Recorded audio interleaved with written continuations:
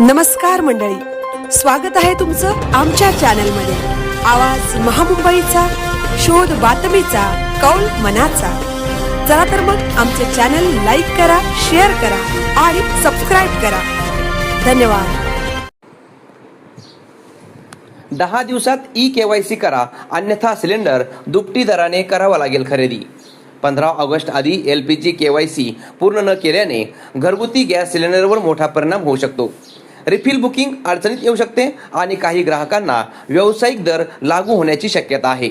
देशभरातले LPG gas ग्राहकांसाठी महत्त्वाची सूचना जारी करण्यात आली आहे। गॅस कंपन्यांनी सर्व घरगुती गॅस कनेक्शन धारकांना 15 ऑगस्ट आधी ई-KYC पूर्ण करण्याचे आवाहन केले आहे।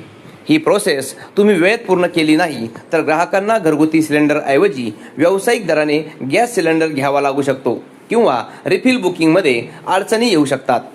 गॅस कंपन्यांच्या म्हणण्यानुसार ई-KYCचा उद्देश प्रत्येक गॅस कनेक्शनची पडताळणी करणे, बनावट किंवा अनधिकृत कनेक्शन थांबवणे किंवा सरकारी अनुदान योग्य लाभार्थ्यांपर्यंत पोहोचवणे हा आहे।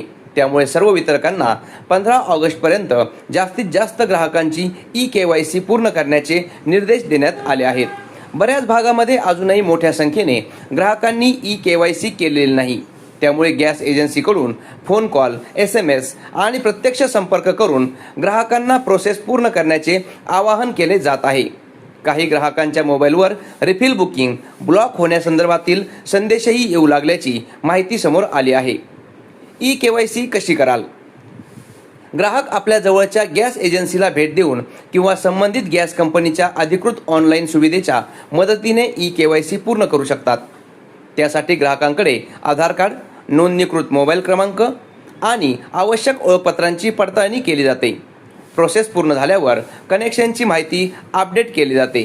त्यामुळे सर्वांनी 15 ऑगस्टच्या आधी ई-KYC प्रोसेस पूर्ण करा असे आवाहन कंपन्या आणि वितरकांकडून करण्यात आले आहे।